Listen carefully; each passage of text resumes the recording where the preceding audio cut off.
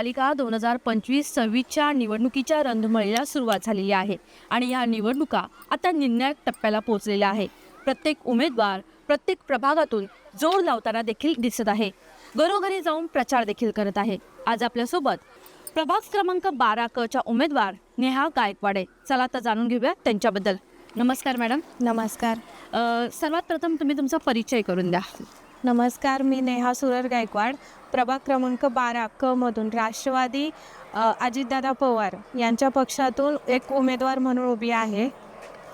Madam, कोणतं vision घेऊन तुम्ही ह्या निवडणुकीच्या रिंगणामध्ये उतरले आहात? म्हणजे यामध्ये तुम्ही काय काय कामे करणार आहात? विजन तर असं आहे की नॉर्मली मी तर आहे ना साध्या घरातून आहे आणि प्रत्येक माणसाचं जवळ ग्राउंड लेवलने आम्ही बघितलेलं आहे की काय त्यांना कशासाठी सामना करावा लागतो.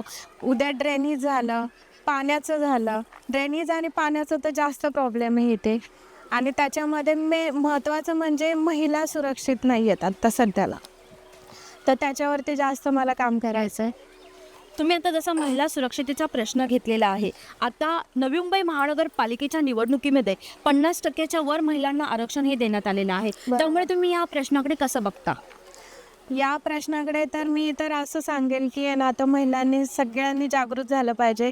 जे काय आत्ता चूल आणि मूलसाठी महिला नाही आहेत, तर आता त्यांनी बाहेर उतरून, जसं की मला माझ्या मिस्टरांनी साथ दिलेली आहे तसंच माझं पण इतरांना सांगणं असंच आहे की प्रत्येक नवऱ्याने एका बायकोच्या मागे खंबीरपणे उभं राहिलं पाहिजे, तर एखादी महिला, घरातली महिला पुढे जाऊ शकते. आज आपल्यासोबत पाहू शकता, आपल्यासोबत सूरज गायकवाड देखील आहेत. सर नमस्कार. नमस्कार काय सांगाल, काय विजन आहे या प्रभाग क्रमांक 12 साठी? मॅडम, पहिलं या आपल्या माध्यमातून मी एवढंच सांगू इच्छितो की प्रभाग क्रमांक 12 हा एक 7 सेक्टरचा पूर्ण एक प्रभाग तयार झालेला आहे. त्याच्यामध्ये वेगवेगळ्या पद्धतीचे वेगवेगळ्या पक्षाचे उमेदवार उभे आहेत. आम्ही एकच सांगू शकतो, आम्ही गायकवाड फॅमिली म्हणून, मी स्वतः सूरज गायकवाड, गेल्या 10 वर्षामध्ये प्रभागामध्ये ऑफिस आहे आमचं. 24 तास पूर्ण सेवा देतो आम्ही प्रभागामध्ये. आणि टोटली प्रभागामधले आमचा मुद्दा एकच आहे की प्रभागामध्ये मुळात माणसांचे जे प्रॉब्लेम्स आहेत, गटर, वॉटर मीटर्स आणि जे काही समस्या आहेत महिलांच्या, महिला सेफ्टीसाठी जे कॅमेरा, सिक्युरिटी, महिलांसाठी रोजगार, या विषयावरती आमचा जास्त पद्धतीने फोकस राहिलेला आहे. आम्ही प्रत्येक माध्यमातून लोकांपर्यंत एवढंच आहे, कामाच्या माध्यमातून पोचलेलो आहे. त्याचं विजन एकच आहे की आता प्रभागामध्ये परिवर्तन झालं पाहिजे. परिवर्तन कशासाठी आहे की राहिलेला रखडलेला प्रभागामध्ये जो प्रश्न आहे आमचा कामाचा, तो पुढे घेऊन जायचा आहे. कारण गेल्या 11 वर्षामध्ये आमच्याकडे कुठल्याही माणसांची, कुठला नगरसेवक वगैरे कुठलेही अजूनपर्यंत काही प्रभागात कामं झालेले नाहीत. त्याच्यासाठी आम्ही आज समाजसेवक म्हणून आज गेले 9 वर्ष तिथे ऑफिसमध्ये कामं करतो. म्हणून मी सर्वसाधारण महिला वॉर्ड पडल्यामुळे मी माझ्या पत्नी सौ नेहा सुरज गायकवाड यांना उमेदवारी जर राष्ट्रवादी घड्याळ चिन्हावरती आम्ही दाखल केलेलं. सर, तुम्ही आतापर्यंत त्या ठिकाणी शिवसेनेचे कार्यकर्ते म्हणून कार्यरत होतात. अचानक राष्ट्रवादीचं घड्याळ का हाती घ्यावं लागलं? काय कारण आहे त्यामागचं? शिवसेनेसाठी आम्ही गेल्या 10 वर्ष झाले 2 खासदारकी, 1 आमदारकी, परत आता आमच्याकडे मोठी मला एक ऐरोली विधानसभा संपर्क प्रमुख एक पदाची जिम्मेदारी दिलेली होती 3 वर्षापूर्वी.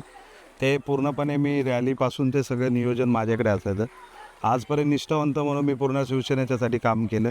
मेन म्हणजे मी शिवसेनेमध्ये का आलो की कारण की माझ्या कामाचा एकच माझं एक केंद्रबिंदू, माझं म्हणणे, मी एकनाथजी शिंदेसाहेब आहेत जे, त्यांच्याकडे बघून मला कामाची आवड झाली. त्यांच्या माध्यमातून मी इथे प्रभागामध्ये कामं करते. आज माझ्यामध्ये कोणत्या कारणामुळे मला तिकीट नाकारली या गोष्टीचं मला उत्तर काय भेटलेलं नाही आहे. आज जर तुम्ही उमेदवारी देताना जर लोकांचा पैसा बघत असाल तर त्याच्यामध्ये माझं एकच उत्तर आहे की प्रभागाची कामं पण बघितली पाहिजेत की प्रभागामध्ये कामं कोणी केलेत. अशा व्यक्तींना तुम्ही तिकीट दिले तर प्रभागाचा प्रश्न सोडवतील ते. आज तुम्ही आयत आलेले रात्रभरामध्ये मला सांगितलं गेलं की AB फॉर्म देणार आहे आणि सकाळपर्यंत सांगतात की AB फॉर्म दुसऱ्याला गेला. त्याचं कारण मला आजही देखील सांगितलं नाही. त्याच्यामुळं मी माझ्या पक्षामध्ये मला आता राष्ट्रवादी चिन्हाने मला AB फॉर्म दिल्यामुळे मी राष्ट्रवादी चिन्हावरती फॉर्म उमेदवारी भरलेले आहे. सर, या ठिकाणी जे पहिले स्थानिक नगरसेवक होते त्यांच्या माध्यमातून या ठिकाणी कोणती कामं झालेली नाहीत आणि तुम्ही निवडून आल्यानंतर कोणत्या कामांना प्राधान्य देणार आहात? सगळ्यात कोणतीच कामं झालेली नाहीत. आमच्या प्रभागामध्ये मी राहतो सेक्टर 17, 18, 15, 16, आज जिथे 15-16मध्ये 14, 22, 23 जिथे कामं झालेली नाहीत. आता पहिले कसे सिंगल वॉर्ड होता आमचा, 17 आणि 18चा एक सिंगल नगरसेवक होता. आता कसे प्रत्येक 7 सेक्टरचे प्रभागाचे 4 नगरसेवक होणार आहेत. आमच्या प्रभागामधला अनुभव मी सांगतो की आतापर्यंत ड्रेनेज लाईनचे सगळ्यांना मोठे इश्यू आहेत. कारण की आपण पाण्याचे प्रश्न तर आहेत, प्राण्यावरती पण भरपूर लोकांना त्रास आहे. त्याच्यामुळे आजार्स वगैरे झालेले आहेत, वेगवेगळ्या प्रकारचे पोटदुखी वगैरे, आजारी पडणं माणसं, या लोकांच्या हे सगळ्या मोठ्या प्रभागामध्ये प्रॉब्लेम चालू आहेत. त्याच्यामुळे लोकांना कुठल्याही सुविधा नाही आहे तिथे. नगरसेवकाच्या माध्यमातून जे पाहिजे, गेले 10 वर्ष 11 वर्ष झाले आमच्याकडे एकही नगरसेवक फिरकला नाही आहे ना. लोकांना अजूनपर्यंत नगरसेवक तुम्ही जाऊन विचारा प्रभागामध्ये, प्रश्न विचारा तुमच्या माध्यमातून की प्रभागामध्ये कोणी कामं केलेत आतापर्यंत. कामं ज्यांनी केलेत ते तुम्हाला ते नागरिकच लोक उत्तरं देतील. त्यात आता येणाऱ्या काळामध्ये तुम्ही कोणत्या कामांना प्राधान्य देणार आहात? सगळ्यात मोठी माझं महिलांसाठी जास्त प्राधान्य असणार आहे. महिलांसाठी तुम्ही जसं म्हणलं की 50% आरक्षण आहे, त्याच्यामध्ये माझं माध्यम एकच आहे. महिलांसाठी बचत गट आहे. बचत गटाच्या माध्यमातून त्यांना वेगवेगळे रोजगार कसे भेटतील, महिलांना कशा पद्धतीने घरामध्ये पेमेंट काम भेटेल, म्हणजे त्याच्यावरती काय की त्यांच्यामध्ये हात बोलतात ना की घरामध्ये 2 पैसे चालू होतील, ह्याच्यावरती फोकस आहे. राहिली गोष्ट प्रभागामधले वॉटर मीटर नांदे, याच्यावरती माझं सगळ्यात जास्त भर असेल. मॅडम काय सांगाल, तुम्ही तुमचा प्रभाग कशा प्रकारचा येतोय? प्रभागामध्ये कोणते कोणते हे समाविष्ट आहे आणि तुम्ही याकडे कसं बघता? हा प्रभाग आमचा 12चा येतोय क मधून. त्याच्यामध्ये अ ब क ड असं आहे.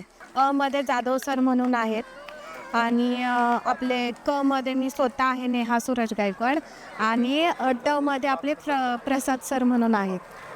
तुम्ही गडाचे नाव. तुम्ही आता येणाऱ्या काळामध्ये नागरिकांना काय आव्हान कराल आणि काय सांगाल? म्हणजे तुम्हाला निवडून द्या, तुम्हाला काय संधी दिली पाहिजे नागरिकांनी? नवीन चेहरा आहे, तुम्ही येणाऱ्या काळात त्यांची कामं कशी सोडवणार, काय संधी दिली पाहिजे?